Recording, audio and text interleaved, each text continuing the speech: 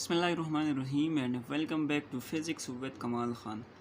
Students, implicate physics classes में आज जो हमारा टॉपिक है वो है इम्पल्स। तो पहले हम समझते हैं कि इम्पल्स हमारे पास क्या होता है। इम्पल्स असल में हम कहते हैं चेंज इन मोमेंटम को, चेंज इन मोमेंटम। ठीक है, इम्पल्स का क्या मतलब होता है? जब भी किसी बॉडी के मोमेंटम में चेंज आता है तो उसको हम कहते हैं इम्पल्स। अच्छा, अभी हमने ये देखना है कि किसी बॉडी के मोमेंटम में चेंज किस तरह से आएगा।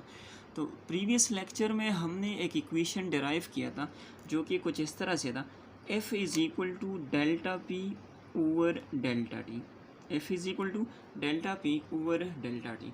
इस इक्वेशन में, इस टॉपिक में मैंने आप लोगों से कहा था कि जब भी किसी बॉडी के मोमेंटम में चेंज आएगा तो उसकी पीछे कौन सी क्वांटिटी होगी, तो उसके पीछे हमारे पास फोर्स होगा।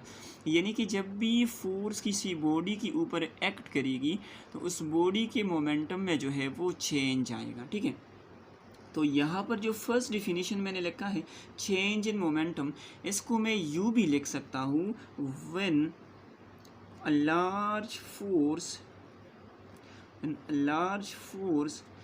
acts on a body for a short time। जब भी किसी बॉडी के ऊपर एक लार्ज फोर्स एक्ट करती है एक शॉर्ट टाइम के लिए तो इसको हम कहते हैं इम्पल्स। अच्छा, एक और डिफिनीशन यहाँ पर मैं लिख सकता हूँ, जो डिफिनीशन हमें इक्वेशन लिखने में काफ़ी ज़्यादा हेल्प करेगी। वो ये है, the product of force and time. जब हम फोर्स और टाइम को आपस में मल्टीप्लाई करेंगे तो ये जो फिज़िकल क्वांटिटी हमें देगा वो कहलाएगा इम्पल्स।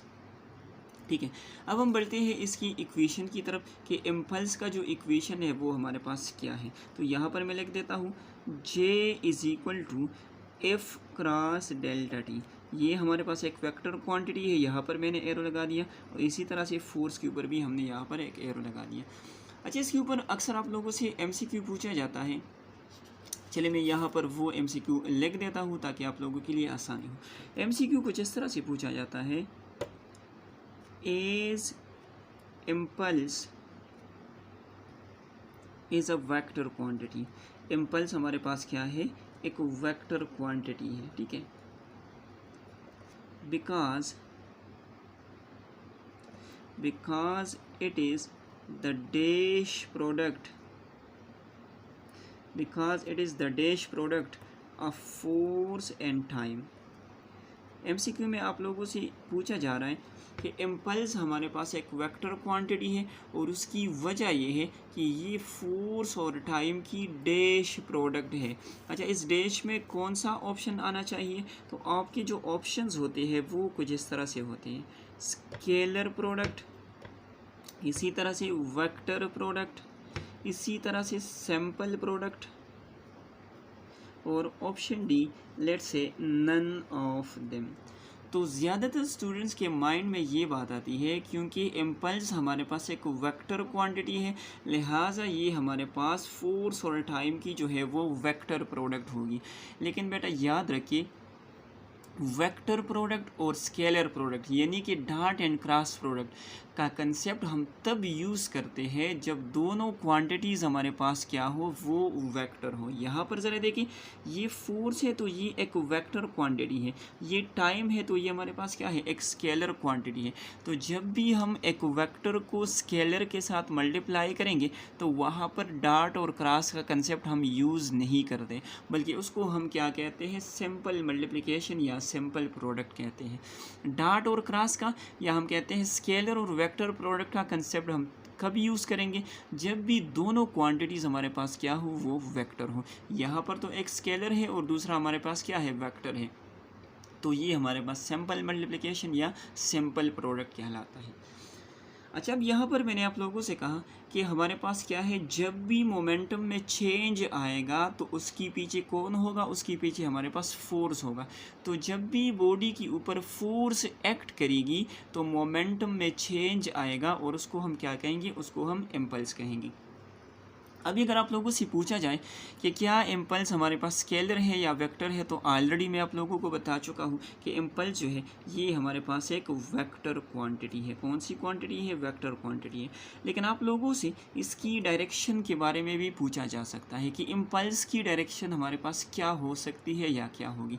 तो ज़रा देखिए, इम्पल्स की इक्वेशन में एक टाइम है जो कि स्केलर क्वांटिटी है, और दूसरी चीज़ हमारे पास क्या है? फोर्स है। तो इम्पल्स की जो डायरेक्शन है वो ऑलवेज अलोंग द फोर्स होगी, यानी कि फोर्स का जो भी डायरेक्शन होगा वही डायरेक्शन हमारे पास इम्पल्स का भी होता है। अच्छा, इसके बाद हमने इस चीज़ को देखना है कि इम्पल्स और चेंज इन मोमेंटम हमारे पास क्या है? ये एक ही चीज़ है। तो यहाँ पर मैं हेडिंग लगा देता हूँ मैथमेटिकली।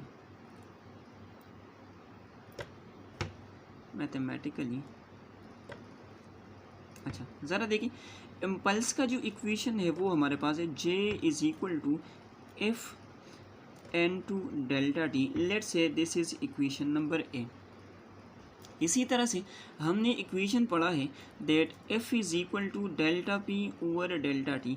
अगर इसको मैं डेल्टा पी के लिए कैलकुलेट करूँ, डिराइव करूँ, तो ये हमारे पास इस तरह से आ जाएगा that delta P is equal to F cross delta T. ठीक है, यहाँ पर वेक्टर का साइन लगा दें। अभी ज़रा देखें, ये हमारे पास इक्वेशन ए और ये बन गया इक्वेशन नंबर बी।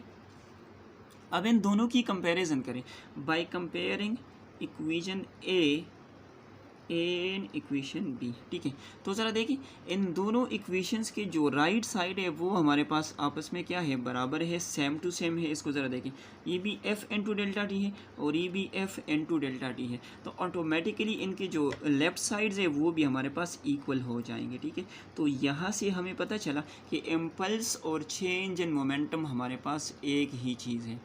अच्छा, अगर आप लोगों से इसकी यूनिट या डायमेंशन के बारे में पूछा जाए तो ज़रा देखिए, इम्पल्स बाय नेचर हमारे पास क्या चीज़ है?